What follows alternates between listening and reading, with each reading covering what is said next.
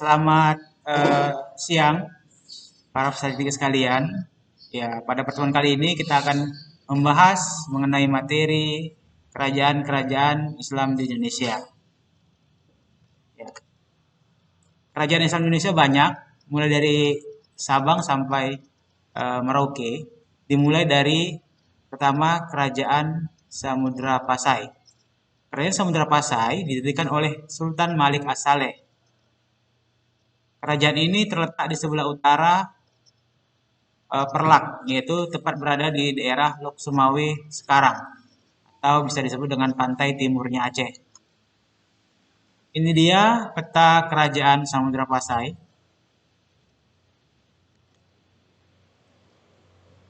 Raja-raja Samudra Pasai yang pertama yaitu Sultan Malik As-Saleh, yang kedua ada Sultan Muhammad atau Sultan Malik Al-Tahir I, tahun 1297 Masehi sampai 1326 Masehi.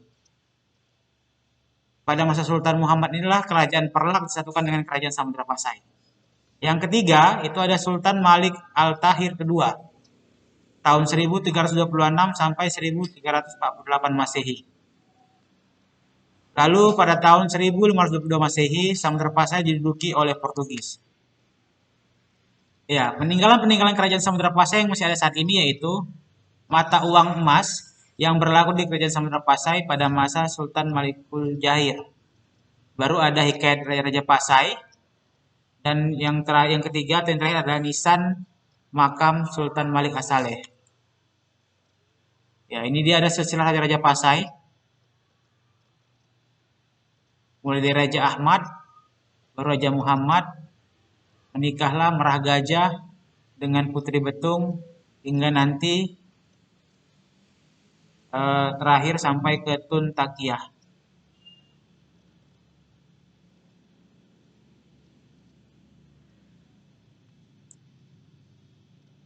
Berikutnya kerajaan yang kedua yaitu Kerajaan Aceh atau Kerajaan Aceh Darussalam. Kerajaan Aceh Darussalam didirikan oleh Sultan Ibrahim yang bergelar Ali Muqayyad Syah tahun 1514 sampai 1528 Masehi. Pusat pemerintahan Kerajaan Aceh ada di Kutaraja atau tepatnya Banda Aceh saat ini. Corak pemerintahan di Aceh terdiri atas dua sistem. Yang pertama kaum bangsawan atau golongan teku, serta kaum ulama atau golongan tengku. Ini merupakan cap Sikurem, yaitu lambang pemerintahan kerajaan Aceh tempo dulu.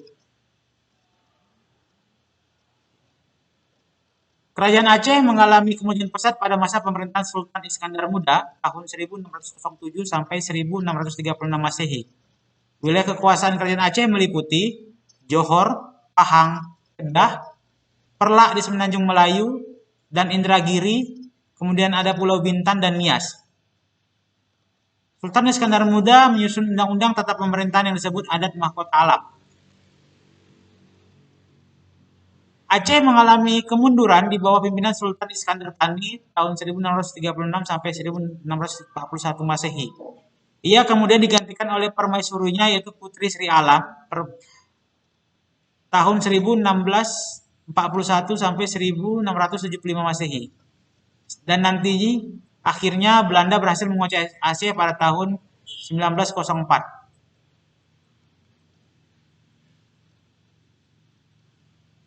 Ya. Di kerajaan Aceh pada sekitar abad ke-16 sampai 17 terdapat 4 orang ahli tasawuf di Aceh. Yaitu pertama ada Hamzah Fansuri, yang kedua ada Syamsuddin As-Sumatrani, baru ada Nuruddin Ar-Raniri, dan yang terakhir ada Abdul Raub dari Singkil. Aceh menjadi kerajaan yang kaya akan sumber daya alam seperti beras, emas, perak, dan timah serta rempah-rempah. Ini dia peta wilayah Kesultanan Aceh Darussalam. Berikutnya kita masuk ke Kerajaan Demak. Kerajaan Demak didirikan oleh Raden Patah tahun 1500 sampai 1518 Masehi. Raden Patah bergelar Sultan Alam Akbar Al-Patah. Kekuasaannya meliputi Demak, Semarang, Tegal, Jepara, dan sekitarnya. Dan cukup berpengaruh di Palembang, Jambi, serta beberapa wilayah di Kalimantan. Kerajaan Demak menjadi terkenal karena memiliki bandar-bandar penting seperti Jepara, Tuban, Sedayu, dan Gresik. Ini dia ada peta kekuasaan Kerajaan Demak.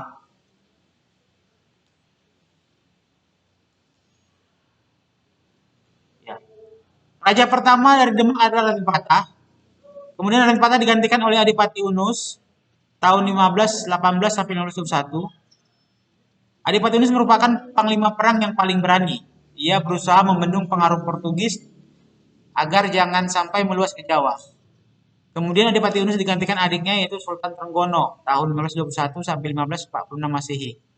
Pada masa inilah Demak mengalami masa kejayaan. Pada tahun 1512, pasukan Demak pimpinan Fatahillah menyerang Banten, Sunda Kelapa, dan Cirebon. Tahun 1527, Sunda Kelapa berhasil direbut. Dalam penyerangan ke Pasuruan pada tahun 1546, Sultan Trenggono akhirnya gugur.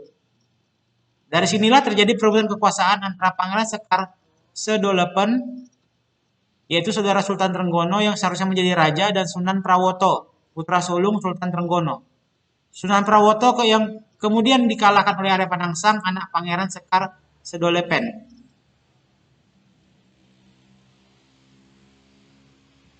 Ya, ini dia merupakan peninggalan dari Kerajaan Demak yang masih ada saat ini, yaitu Masjid Agung Demak. Berikutnya ada Kesultanan Banten. Ya, Kesultanan Banten itu didirikan oleh Sultan Hasanuddin tahun 1522 sampai 1527 Masehi. Sultan Hasanuddin berhasil menyebarluaskan pengaruhnya mulai dari Banten sampai ke Lampung. Baru yang kedua, setelah Sultan Hasanuddin wafat, maka digantikan oleh Pangeran Yusuf tahun 1570 sampai 1580 Masehi. Pangeran Yusuf berhasil merebut Pajajaran dan Pakuan. Kemudian Pangeran Yusuf digantikan oleh Maulana Muhammad.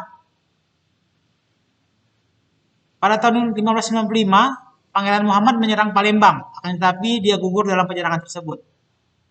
Baru yang berikutnya ada Abul Mufakir, baru ada Abu Ma'li Ahmad Rahmatullah, baru berikutnya ada Sultan Ageng Tirtayasa.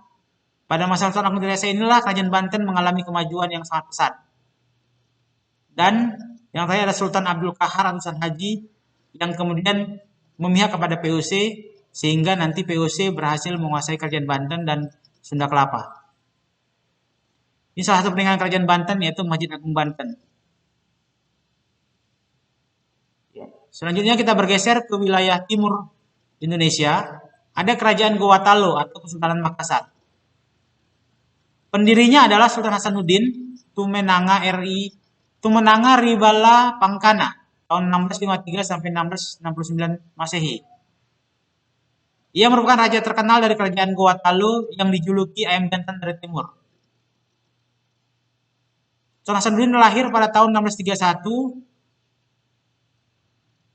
dan wafat pada tahun 1670 Masehi.